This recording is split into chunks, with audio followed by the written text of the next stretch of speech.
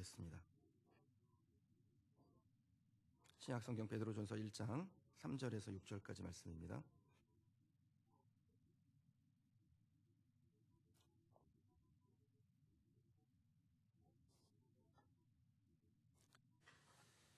찾으신 줄 알고 베드로전서 1장 3절에서 6절까지의 말씀 제가 봉독하겠습니다.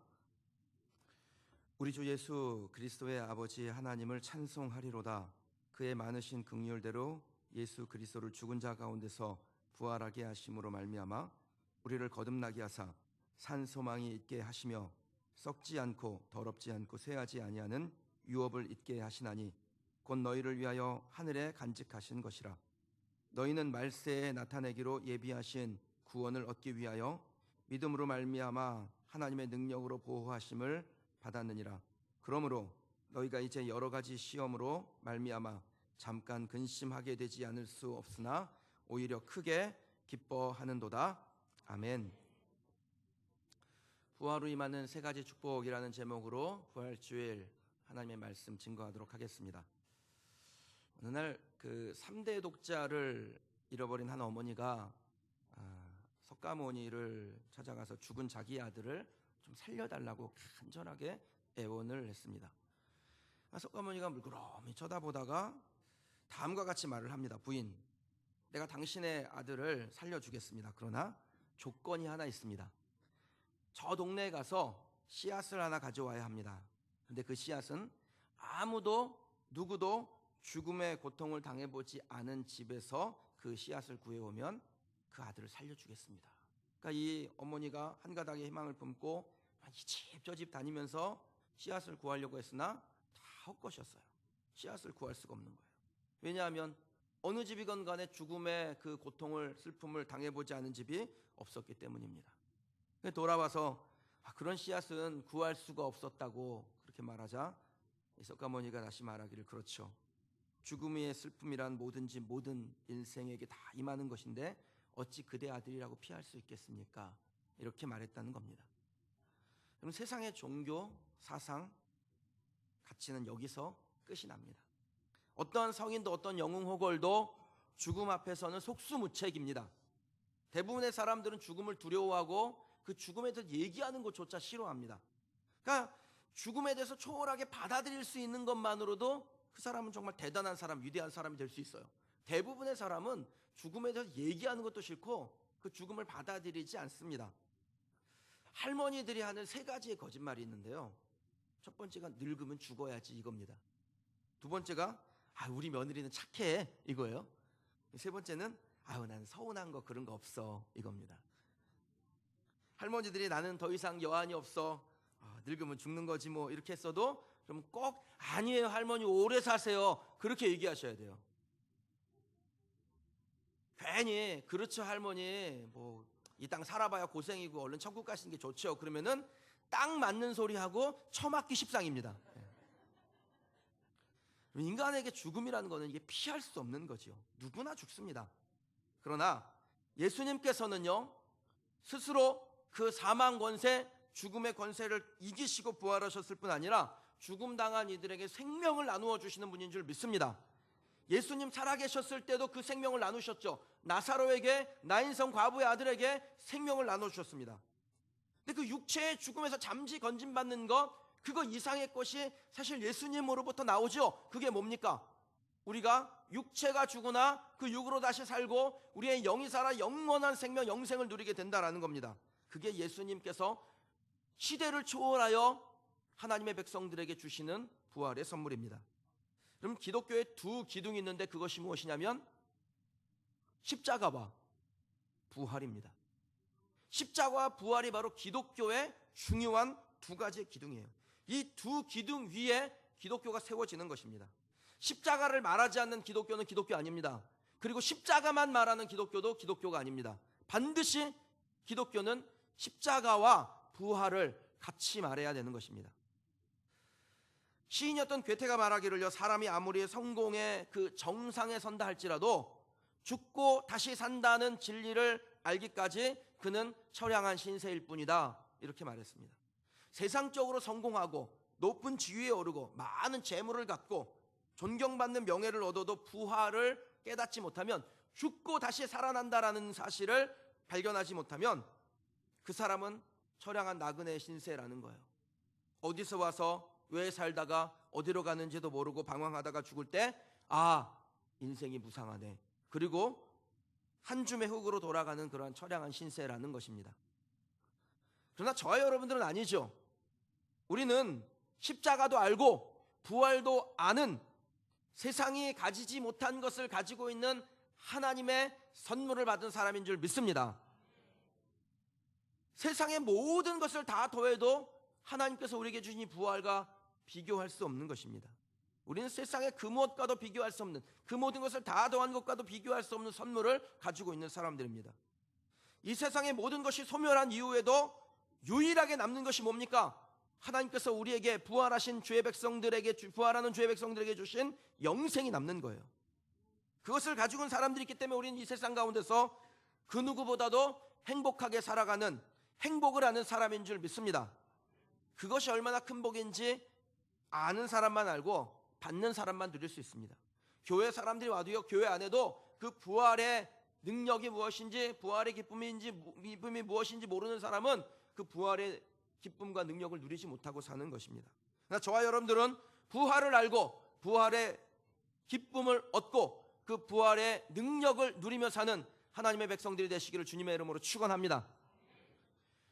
우리가 예수 그리스도의 부활을 통해서 그 주님의 부활의 능력이 우리 가운데 임할 때 나타나는 것이 있습니다. 복을 얻지요. 그것이 무엇일까요? 첫 번째는요, 살아있는 소망을 우리가 얻습니다. 살아있는 소망, 죽은 소망이 아니라 살아있는 소망을 얻게 된다는 것입니다. 3절 말씀 같이 한번 읽어보도록 하겠습니다. 우리 주 예수 그리스도의 아버지 하나님을 찬송하리로다.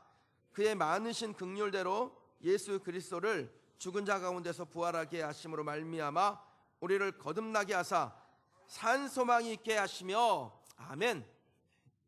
우리에게 부활로 말미암아 주시는 것이 무엇입니까? 거듭나게 하시고 거듭난 사람들에게 산 소망 주신다라는 거예요. 그럼 이 베드로전서가 기록됐을 시대는 AD 한 64년경 정도 됩니다.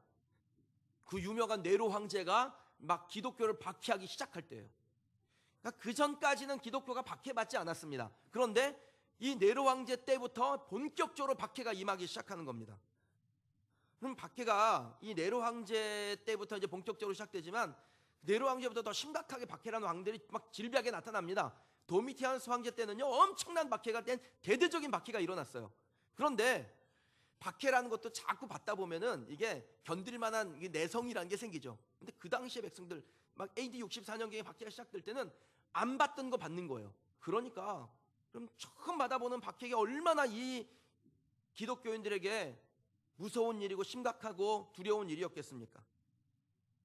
바로 그때 이 사도 베드로가 고난받는 소아시아 교회들을 향하여 보낸 위로의 편지가 베드로전서였습니다. 이 편지를 받을 때 성도들의 상태는 소망이 없는 상태예요. 매일 아침에 잡혀간 사람들, 그리고 그 사람들이 저녁이면 시체로 돌아왔습니다. 다들 죽음의 공포에 떨고 있었어요. 그때 베드로가 그 죽음의 공포에 시달리는 이들을 향하여 삶의 희망을 전해준 것입니다. 부활이 무엇인지, 죽음이 끝이 아니라 다시 살아나는 생명의 신비가 있다라는 것을 성도들에게 전한 것입니다. 그럼 사람들이 왜 자기의 목숨을 스스로 끊습니까? 자살하는 사람들이 왜 나옵니까? 상황이 힘들어서 그럴까요? 그럼 더 이상 소망을 발견하지 못할 때 사람들이 극단적인 선택을 합니다. 그러나 희망 있는 사람들은 절대로 그런 선택을 하지 않습니다. 사람들만 그런 게 아니에요. 생명체라는 게 다 그렇습니다. 소망이 있으면 사람들은, 생명체는 그런 선택을 하지 않아요. 그럼 과학자들이 실험을 하나 했는데, 커다란 물통을 하나 갖다 놓고 그 물통에다가 쥐를 한 몇 마리 빠뜨린 다음에요, 뚜껑을 확 덮어버렸어요. 깜깜해졌지요. 그러니까 이 쥐들이 거기서 헤엄을 치는데 한 3분 정도, 평균 3분 정도 헤엄을 치다가 헤엄치기를 멈추고 그냥 죽어버리더라는 겁니다. 그런데 똑같은 환경에다가, 상황에다가 그 뚜껑에다 가느다란 구멍을 뚫어서 그 구멍에서 빛이 이렇게 비춰지게 하고서는 쥐들을 넣어놓으니까 쥐들이 무려 36시간을 헤엄치더라는 거예요. 한 줄기 빛이 있어 거기서 희망을 발견한 쥐들은 그렇지 않은 쥐들보다 무려 750배나 더 버티는 힘을 가지고 있게 되더라는 것입니다. 절망적인 상황에서 그 희망이, 그 한 줄기의 빛이 그 쥐들에게도 소망이 돼서 그들을 살려내더라는 거예요. 그럼 동물이나 사람이나 희망이 있을 때 버틸 수 있습니다. 뭘 가지고 있어야 버티는 게 아니라 희망이 있어야 버티는 거예요. 천국의 열쇠라는 책을 쓴 그 미국의 작가 중에 A.J. 크로닛이라는 분이 있는데, 이 A.J. 크로닛이 지옥이란 뭐냐? 지옥이란 희망을 잃어버린 상태라 그랬습니다. 희망이 없으면 그게 지옥인 거예요. 그러나 희망만 있다면 지옥 같은 삶도 버텨내는 힘을 가질 수 있습니다.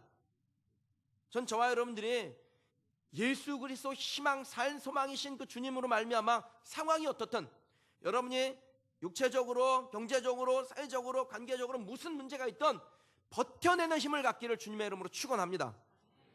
베드로가 고난받는 초대교회 성도들에게 전해준 게 뭐예요? 부활이죠. 그 부활을 통해 임하는 것이 산 소망이었습니다. 그래서 초대교회 성도들이 버틴 거예요. 아침에 잡혀갔던 아버지가 저녁에 시체로 돌아와도, 아침에 잡혀갔던 내 아들과 딸들이 저녁에 시체로 돌아와도 초대교회 성도들이 버틸 수 있었던 것은 그들에게 부활이라는 소망이 있었기 때문이었습니다. 그리고 이 시대도 마찬가지죠. 부활의 소망을 가지고 있는 사람은 절망적인 상황을 만나도 버틸 힘을 갖는 것입니다. 이겨내는 것입니다. 전 여러분에게 그것이 있길 주님의 이름으로 축원합니다. 제가 예전에 터키를 한번 갔는데 그 터키에 보니까 그 지하도시가 있더라고요. 그 지하도시가 우리 아파트로 치면 약 8층 정도 그 깊이로 들어가는데, 거기에 정말 엄청나게, 방송실은 센스가 있어요.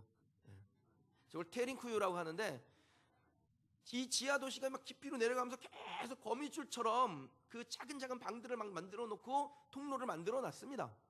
그리고요, 혹시 지상에서 이 박해하는 자들이 내려와서 잡아갈까봐 도망치기 위해서 군데군데다 이따만한 돌을 갖다 놨어요. 그래서 돌로 막아버리고 도망치고 터지고 이러면서 거기서 사는 거예요. 한 줄기 빛도 들어오지 않는 그곳에서 나고 그곳에서 죽은 사람도 있었습니다. 어떻게 살았을까요? 그럼 햇빛을 보지 못하면 사람이 어떻게 되는 줄 아세요? 이 뼈가 휩니다. 이걸 구루병이라고 그러잖아요. 비타민 D가 없으면 이게 뼈가 휘어요. 그러니까 여러분 이렇게 날씨 좋을 때, 요즘 봄날 같을 때 너무 방에만 있지 마시고 밖에 다니세요. 미백이 안 좋아요. 그거는 뭘 그냥 바르시면 되잖아요. 햇빛을 안 맞으면 이 뼈가 휜다고요. 이 사람들이 그렇게 사는 거예요. 공기가 안 좋으니까 천식에 시달려요. 늘 그냥 가슴이 답답하고 폐가 안 좋아지고 그렇게 사는 것입니다. 근데 거기서 그 사람들이 뭘 가지고 버텨요? 희망 때문에 버텨요. 소망으로 버티는 겁니다. 근데 그들의 소망이 뭡니까? 때가 되면 우리가 지상으로 올라가서 햇빛을 쬐을 거야. 때가 되면 우리가 지상으로 올라가가지고 정말 좋은 공기를 마실 거야. 그것 때문에 버티는 겁니까? 아닙니다. 그런 소망이 아니에요. 이들이 가지고 있던 소망은 뭡니까? 내가 여기서 비록 뼈가 휘고 천식에 시달리고 우울하고 답답할지라도 이 땅에서 생이 다하면 영광스럽게 부활하고 그 주님 나라에서 주님과 만나는 기쁨, 그 기쁨이 그들을 버티게 하는 것입니다. 그게 바로 부활의 희망, 부활의 산 소망인 것이죠. 사랑하는 성도 여러분, 버티시기 바랍니다. 아무리 힘들어도 버티십시오. 근데 이게 의지로 안 됩니다. 버틸 거야 한다고 되는 게 아니죠. 버틸 수 있는 근거를 붙잡아야 됩니다. 그 근거가 뭡니까? 예수 그리스도의 부활인 줄 믿습니다. 우리에게 산소망 되시는 그 부활의 주님을 붙잡고 버티면 성령께서 우리의 마음을 다스리시고 우리를 지키시고 인도하시는 거예요. 로마서 8장 26절 말씀에 성령도 우리의 연약함을 도우시나니 우리가 마땅히 기도할 바를 알지 못할 때 오직 성령이 말할 수 없는 탄식으로 하나님의 백성들을 위하여 친히 간구하신다 그랬습니다. 의지로는 안 되는 거죠. 힘들어요. 그때 우리에게 성령께서 하시는 일이 뭡니까? 마땅히 해야 되지만 하지 못하는 것을 위하여 우리를 위하여 친히 간구하신다라는 거예요. 그래서 그 성령님 의지하면 버틸 수 있는 겁니다. 그 성령님이 우리에게 심어주시는 부활의 희망을 가지고 이겨내는 것입니다. 이 땅의 것에서 우리의 눈을 돌리고 하늘을 바라보게 하시며 그 하늘 바라보는 사람이 이 땅을 이기고 생명의 부활을 쟁취하는 하나님의 백성 되실 줄 믿습니다. 그럼 소망에는 산 소망도 있지만 죽은 소망도 있죠. 한때 소망을 갖게 했던 것들이 있습니다. 우리 인생에 보면요, 어떤 사람이 그럴 수 있고 물건이 그럴 수 있고 어떤 자리나 위치가 우리에게 소망을 줄 수 있죠. 그런데 그런 소망은 실제로 만나보고 누려보고 경험해보면 소망이 아니라는 것을 알게 됩니다. 어떤 분들은 내 명의로 되어 있는 아파트, 집 하나 갖는 것이 소망인 분이 있습니다. 근데 집 사보세요. 그 집이 처음에는 진짜 좋죠. 내 명의로 된 집을 하나 탁 사면은 얼마나 좋아요. 막 이런 소원이 있잖아요. 내 평생의 소원, 내 평생의 소원, 화장실 2개 있는 집, 푸르주 아파트 사는 것, 뭐 이런 게 소원인 사람이 있을 거란 말이에요. 그런데 세월이 흘러서 비 새고 물 나고 그러면 그 집이 더 이상 소망이 안 됩니다. 애물단지 됩니다. 처음 차 샀을 때요, 얼마나 좋습니까? 청년들 중에 차 사면 저한테 가지고 와요. 목사님 기도해 주세요. 제가 볼 때는 뭐 쬐끄만 그 모닝 뭐 이런 거 사왔는데 너무 좋은 거야. 자기는 첫 차라서. 목사님 기도해 주세요. 그럼 그렇게 기도해 주면 크게 좋아가지고 가는데, 그러면 그게 오래 갑니까? 1년이면 여기 들이받고 저기 들이받고, 누가 그냥 부엌 긁고 가면은 그 애물단지 되는 거죠. 저도요, 사실 차 샀을 때, 처음 첫 차 샀을 때, 지금은 안 그래요. 지금은 다 그게 그거지. 그런데 처음 첫 차 샀을 때 얼마나 좋았는지 몰라요. 그래가지고 그 첫 차 샀을 때 제가 이불 가지고 차에 들어가서 잤습니다. 10월 말쯤 됐는데 밤 되니까 엄청 춥더라고요. 그래도 그렇게 좋았어요. 그런데 그 차 시간 지나면 뭐 여기저기 들이받고 더 이상 그 차에 대한 소망을 갖지 못하는 것이죠. 이게 애물단지 되는 겁니다. 볼 때마다 이게 소망이 아니에요. 처음에는 은혜요, 처음에는 감사였습니다. 볼 때마다 좋아요. 그런데 이런 것들이요, 다 유통기한이라는 게 있어서 계속 좋지가 않더라는 겁니다. 하지만 부활이라는 것은 어떻습니까? 그건 유통기한이 없어요. 살아있는 동안에도 소망이고 우리가 죽어서도 그것이 우리에게 산 소망이 되는 것입니다. 소망의 가면을 쓴 그런 것들, 유통기한 있는 것들과 비교할 수 없는 것이죠. 예수 그리스도께서 죽은 자 가운데서 부활하신 사건, 그것보다 더 값질 수 없습니다. 왜냐하면 예수님의 부활만이 유일하게 유통기한이 없어요. 다른 것들은 다 기한이 있어서 이미테이션이고 가짜고 짝퉁입니다. 그래서 진짜 소망을 발견한 사람이 이렇게 고백을 합니다. 진실로 각 사람은 그림자같이 다니고 헛된 일에 분유하며 재물을 쌓으나 누가 취하려는지 알지 못하나이다. 주여, 내가 무엇을 바라리요? 나의 소망이 주께 있나이다. 다윗의 고백이에요. 다윗이 이렇게 고백을 했습니다. 이 세상에서 가장 복된 사람이 누굴까요? 절망적인 상황을 피해간 사람이 아니라 그 절망의 상황에서도 하나님을 믿고 하나님을 의지하고 부활의 산소망을 발견한 사람입니다. 그 사람이 복된 사람이에요. 미국의 16대 대통령, 우리가 잘 아는 아브라함 링컨이죠. 여러분, 링컨은 정말 젊었을 때부터 뭐가 잘 안 됐던 사람이었습니다. 그래서 젊은 날에 우울증에 걸렸어요. 주의원 선거 나갔다 떨어지고, 하원의원 선거 나갔다 떨어지고, 상원의원 선거 나갔다 떨어지고, 잘 떨어져요. 아무튼 그런데 그렇게 떨어지고 낙방하고 그러니까 이 심각한 우울증이 찾아왔습니다. 이 링컨의 우울증이요, 대통령이 된 다음에도 해결이 안 됐어요. 그냥 우울증 가지고 산 거예요, 링컨은. 그런데 그 우울증을 어떻게 이겨냈을까요? 친구들은 이 링컨을 보면서 저러다가 저 링컨이 자살하는 거 아니야? 막 걱정이 됐어요. 만날 때마다 늘 관심을 가지고 안부를 묻곤 했습니다. 그때 링컨이 이렇게 자기의 심정을 고백을 합니다. 그의 기록을 보면요, 나는 지금 이 세상에서 가장 비참한 인생을 살고 있다. 어떠한 개선이나 향상을 기대할 수 없다. 나의 인생은 막다른 골목에 몰려있다. 이게 링컨의 그 당시의 마음의 상태였습니다. 근데 링컨이 어떻게 그 우울증을 버텨냈을까요? 그리고 미국의 대통령이 되고 흑인을 해방하는 그런 위대한 인물이 됐을까요? 그는 자기의 심정을 토로할 때마다 항상 나는 성경을 믿고 그 속에서 죽음을 이기고 부활하신 예수님을 만났습니다. 이 고백을 붙이는 거예요. 고통을 피해가지 못했습니다. 어려운 것이, 절망적인 상황에 그를 피해간 게 아니에요. 그 절망의 상황을 만난 겁니다. 그런데 그 절망의 상황을 만났으나 거기서 그는 뭐라고 말합니까? 나는 성경을 읽고 그 속에서 죽음을 이기고 부활하신 예수님을 만났습니다. 그래서 버틴 것입니다. 여러분에게도 예수 그리스도의 부활이 임재하시기를 주님의 이름으로 축원합니다. 특히 절망 중에 계신 분이 계세요. 그분에게 예수 그리스도의 부활의 능력이 더 풍성하게 임하게 되길 주님의 이름으로 축원합니다. 여러분 기도의 제목을 내셔가지고 열매들이 많이 달렸는데 제 원본은 저기 있고 사본은 강대상에 있고 제 책상에 이제 있어서 제가 이걸 보면서 기도하고 새벽마다 기도하고 하지 않습니까? 그런데 제가 오늘 아침에도 제 책상에 있는 것들을 좀 넘겨가면서 기도하는데 한 분이 이런 기도의 제목을 내셨어요. 하나님 우울증 약 끊지 않고 우울증 극복하게 해주세요. 그렇게 기도의 제목을 내셨어요. 제가 그걸 보면서 하나님 이 집사님 반드시 우울증 약 끊고 이거 극복하게 해주십시오. 하나님 앞에 그렇게 기도합니다. 여러분 그렇게 기도하실 때 부활의 주님이 나와 함께 하시면 내가 그것을 이겨낼 수 있다. 극복할 수 있다. 믿음으로 하나님 말씀 붙잡고 승리하는 주의 백성 되시길 축원합니다. 여러분 내친 기도의 제목들을 하나하나 보면은 정말 다양하고 또 때로는 실현 가능성이 없어 보이는 기도의 제목들을 내시는 성도님들이 있으세요. 저는 부활하신 예수님의 소망을 붙잡으면 우리의 생각으로는 실현 가능하지 않다 할지라도 부활의 주님이 우리에게 소망 되셔서 그 소망의 주님 붙잡고 나아갈 때 반드시 승리하게 하시고 응답 주신 하나님 경험하게 하시고 역사하시는 주님 만나게 될 줄 믿습니다. 우리가 예수님의 그 부활로 말미암아 얻는 복이 무엇일까요? 두 번째는 하늘 기업을 잊게 하세요. 유업으로 받습니다.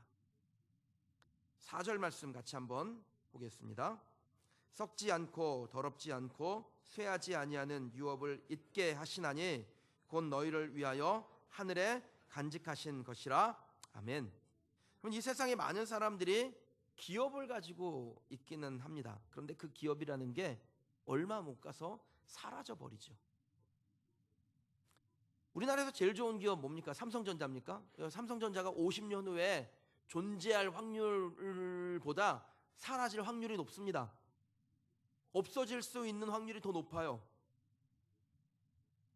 우리나라가 50년 전에 10대 기업에 들어있던 기업 중에 지금 남아있는 기업이 2개밖에 없습니다. 다 사라지는 거예요. 한때 흥왕했던 재벌들 그 기업들이요 지금은 망해서 건물도 사라지고 회사 이름도 사라지고 회장님은 떵떵거리던 분은 감옥에 가 있는 신세가 되어 있는 분들이 얼마나 많이 있습니까? 그런 기업을 향하여 성경이 뭐라고 말해요? 썩고 더럽고 쇠하는 기업이라고 부르는 겁니다. 그런데 하나님께서 우리에게 주시는 그런 기업이 아니라는 것입니다. 하나님이 유산으로 유업으로 주신 기업은 썩지 않고 더럽지 않고 쇠하지 아니하는 기업이고 이 기업은 이 땅에 있는 것이 아니라 어디에 있어요? 하늘에 있다라는 거예요. 그 하늘에 기업을 만드시고 우리를 하나님께서 하늘 시민권자로 세우시고 그 하늘 기업을 잊게 하시는 그 유업을 받게 하시는 하나님의 백성 되게 하시겠다. 이것이 바로 부활의 주님이 우리에게 주시는 복인 줄 믿습니다. 미국의 부흥의 주역 중에요 라이만 비처라는 목사님이 계세요. 근데 이 목사님이 참 훌륭한 신학자이고 목회자이고 설교가셨어요. 자녀들도 얼마나 잘 양육했는지 모릅니다. 근데 이 비처 목사님의 자녀들 중에 우리가 이름만 대면 알만한 사람이 있습니다. 해리엇 비처 스토우라는 분인데요. 아시는 분 혹시 계세요? 이 되게 유명하신 분인데 어렸을 때 엉클 톰스 캐빈이라는 책 보신 적 있죠? 이 엉클 톰스 캐빈 제가 영어로 하니까 못 알아듣신 건데 톰 아저씨의 오두막. 예.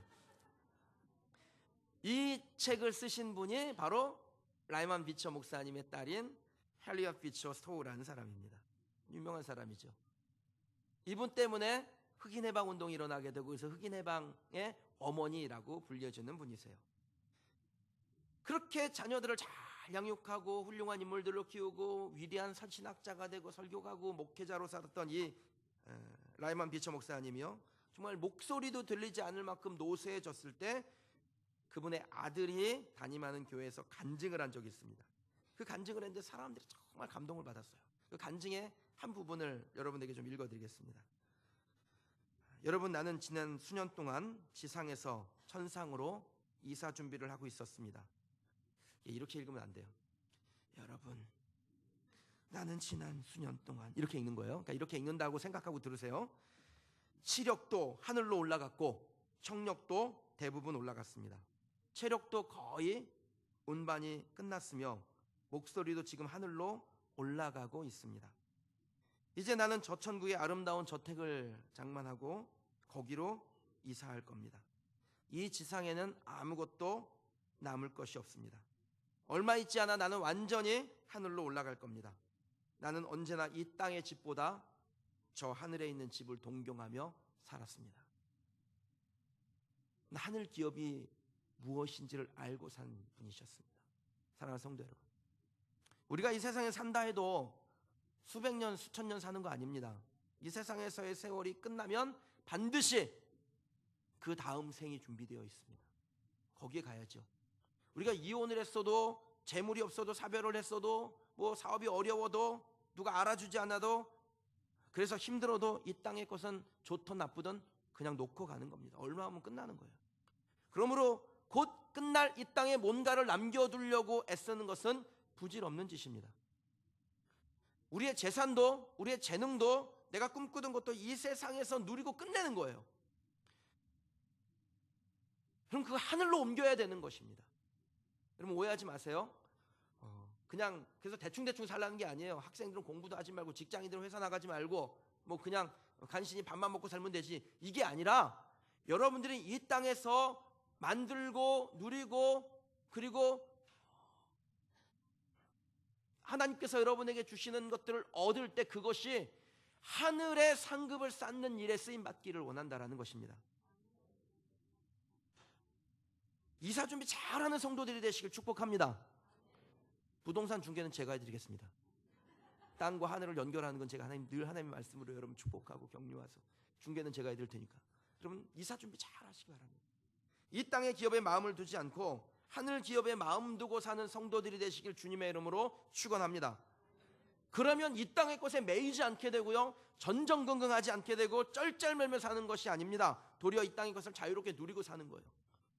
여기다 누리고 살다 끝나고 가는 건데 뭘 여기다가 더 남들려고 애쓰겠어요. 그냥 있으면 하나님의 영광을 위하여 멋있게 쓰는 거지. 그럼 제가 여러분들에서 기도하는 게 뭔지 아세요? 하나님, 우리 성도들에게 재물 주시고 위치도 주시고 건강도 주시고 하나님께서 행하실 위대한 선물들, 좋은 선물들을 이 땅에서 많이 주세요. 그런데 그것이 하나님의 영광을 위해서 좀 멋지게 쓰임받게 해주세요. 단지 여러분 부자 되라고 기도하는 게 아니라 여러분이 그거 가지고 좀 멋있게 써보라는 겁니다. 왜요? 그건 이 땅에 놓고 갈 거니까. 놓고 갈 건데 뭐 하려고 그냥 그걸 그냥 쟁여두고 있어요. 제가 우리 부모님한테 그래요. 우리 부모님이 뭘 좀 가지고 계신데 잘 안 써요. 그거 좀 멋지게 좀 쓰시라고. 어머니 멋지게 쓰세요. 아버지 멋지게 쓰세요. 저한테 물려주면 제가 멋지게 쓸 텐데. 여러분, 하나님께서 우리에게 뭔가를 주실 때 그런 기대감이 있어야 돼요. 하나님, 나에게 주세요. 멋지게 쓸게요. 그 믿음의 고백이 여러분께 있기를 축복합니다. 그게 하늘 기업을 잇는 사람이에요. 여러분, 우리가 예수 그리스도의 부활을 통해서 얻는 복이 또 있습니다. 세 번째는 하나님의 능력으로 보호하심을 받습니다. 그게 예수 그리스도의 부활, 그 능력을 경험한 사람들에게 주신 하나님의 복입니다. 5절 말씀을 함께 읽어보실까요? 너희는 말세에 나타내기로 예비하신 구원을 얻기 위하여 보호하심을 받았느니라. 아멘. 그러면 거듭난 사람은 하나님의 자녀이기 때문에 하나님의 능력 아래에 있습니다. 그 능력으로 보호하심 받는 겁니다. 지난주에 말씀 들으셨죠? 우리는 하나님의 자녀요, 상속자이기 때문에 하나님의 능력, 아버지의 능력에 보호하심을 받을 수밖에 없는 것이에요. 우리 큰아이가 학교에 저학년 2학년 때로 제가 기억하는데 그 선생님이 진짜 까칠하기로 소문나신 분이셨습니다. 근데 그 선생님이 까칠하니까 혹시 우리 아이한테 이렇게 뭔가 상처되는 말을 주지 않을까 이렇게 좀 조심조심했어요. 그런데 그분이 이제 학부모 상담을 한다 그래가지고 제 아내가 이제 상담을 했는데 그분이 아버지가 목사라니까 하시는 말씀이 아유, 주님 딸은 주님이 지키겠네, 그랬다라는 거예요. 교회라고는 근처에도 안 가본 분입니다. 이분이 주일만 되면 관악산 가는 분이에요. 등산을 얼마나 좋아하는지 매일 학교 출근할 때 등산복 입고 오시는 분이셨어요.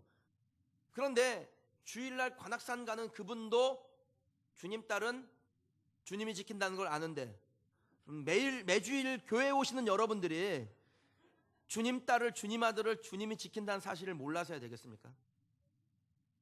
심서연 집사님, 주님 딸은 누가 지켜요? 주님이 지키는 거예요. 임재 집사님, 주님 딸은 누가 지켜요? 주님이 지키는 거예요. 장로님, 주님 아들은 누가 지킵니까? 주님이 지키는 거죠. 김근 목권사님, 꽃에 가려가지고 잘 안 보이네. 김근 목권사님, 주님 딸은 누가 지킵니까? 주님이 지키는 거죠. 신명기 32장 10절에 보면 여호와께서 그를 황무지에서 짐승이 부르짖는 광야에서 만나시고 호위하시며 보호하시며 자기 눈동자와 같이 지키신다 그랬습니다. 황무지에 있어도, 짐승이 부르짖는 그 광야에 있어도요, 얼마나 무서워요. 시커먼 껌껌한 밤에 광야에 호호 막 이런 소리 들리면은 귀신 나올 것 같고 무섭지요. 그런데 거기서 누가 우리를 지키세요? 우리를 보호하세요?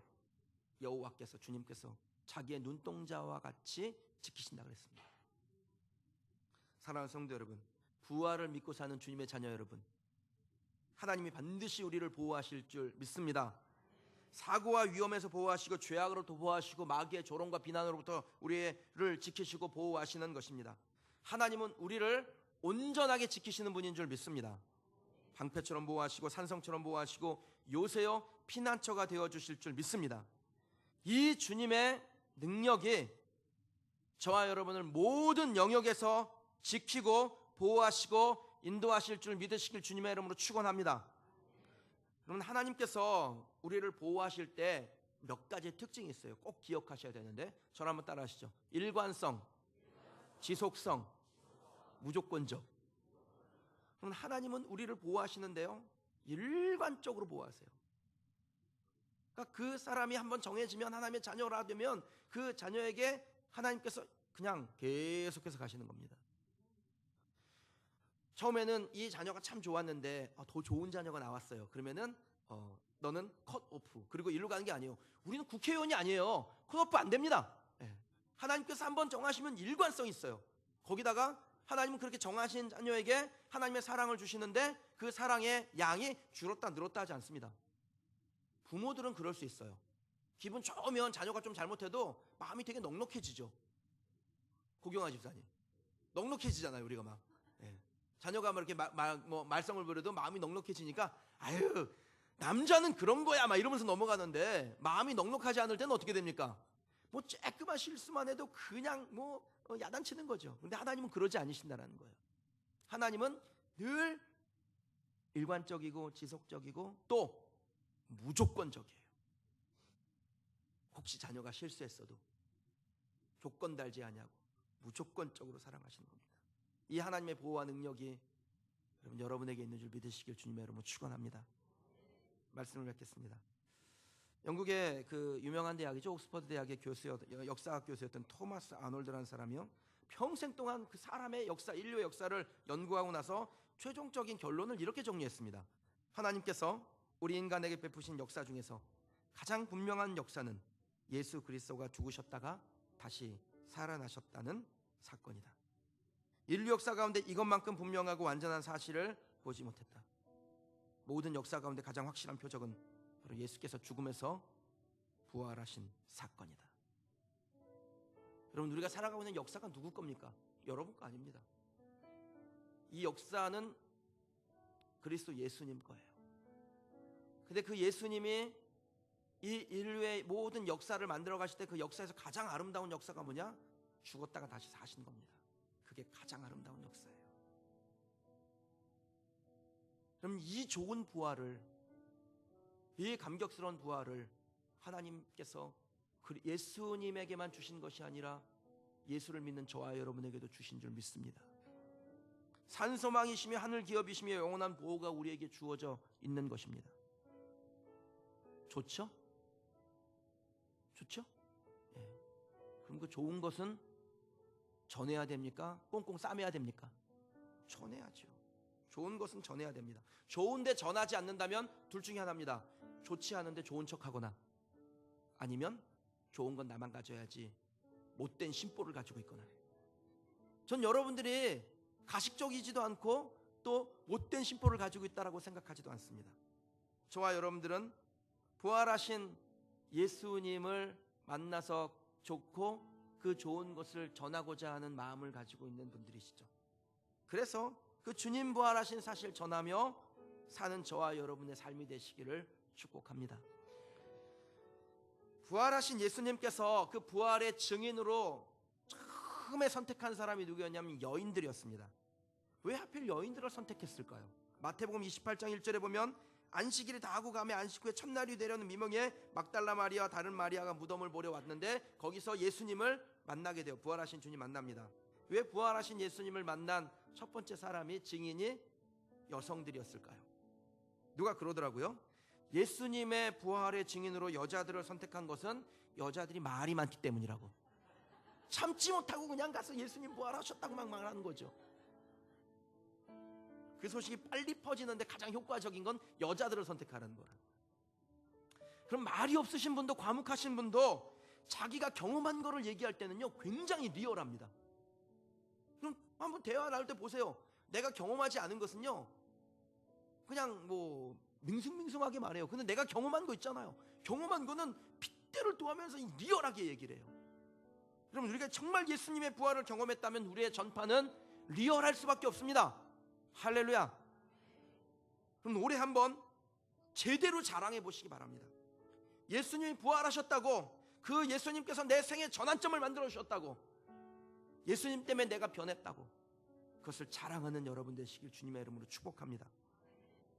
그리고 그 부활의 기쁨을 누리며 부활의 기쁨이 필요한 사람들에게 부활을 증거하는 우리 교회 사랑하는 주의 백성들 되기를 축복합니다. 여러분 들어오실 때 주보를 받으시면 그 주보 안에 카드가 한 장씩 들어있었을 겁니다. 그죠? 혹시 카드 못 받으신 분 계세요? 주보 안에 다 있었는데 없으세요? 우리 저기 안내팀 좀 밖에 가면 주보 안에 이게 꽂혀 있는데 하나씩 다 받으시죠. 이 카드에다가 뭘 하시냐면 여러분들이 누군가에게, 우리 교회 성도 중에 누군가에게 정말 내가 사랑하고 아끼고 나와 교제 나누고 혹은 지금 정말 마음에 안타까움과 아픔을 가지고 있는 성도들이 있어요. 그럼 그분들에게 지금 이 시간에 부활의 기쁨을 전하는 카드를 좀 쓰십시다. 저도 오전에 와가지고 아침에 몇 분에게 카드를 썼는데 쓰면서 더 많이 쓸 걸 그런 생각이 들었어요. 근데 제 마음에 하나님께서 주신 분에게 카드를 제가 이렇게 기록했습니다. 없으신 분 한번 손 들어보시죠. 없으신 분. 주보들을 이렇게 그 뒤에 꽂혀있는 주보 안에도 있더라고요. 넉넉하게 있으니까. 없으신 분 한번 손 드시죠. 계속 앞에도 있으시고.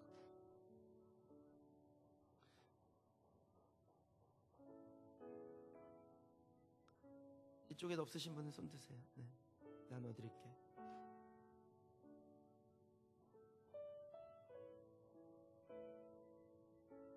저 건너편에도 손 드신 분이 계세요. 나눠드리세요. 혹시 펜 없으신 분 펜도 좀 나눠드리시면 좋겠습니다. 펜 없으신 분 손 드세요. 펜은 다 가지고 오셨나요? 네. 그럼 여기다가 여러분들이 꼭 이 부활의 기쁨을 전하고 싶은 분이 있지요. 부활의 기쁨을 전하고 싶은 분에게 이름을 쓰고, 저는 이렇게 썼어요. 땡땡땡 집사님께 우리의 산소망이신 예수님의 부활을 함께 나눌 수 축하합니다. 예수님의 부활의 능력이 집사님의 모든 삶의 영역에 넘치기를 소원합니다. 세월이 흐른 후에 지나간 날들을 웃으며 이야기 나눌 수 있을 겁니다. 사랑합니다. 축복합니다. 조성희 목사들이 이렇게 썼어요. 다른 분에게는 또 다른 내용이 이렇게 있습니다. 여러분 이렇게 써서 헌금하실 때 헌금바구니에 넣으시면은 저희들이 다 배달해 드리겠습니다. 다 주소 우편물로도 보내드리고 직접 전해드리고 그렇게 드리겠습니다. 지금부터 한번 써보시죠.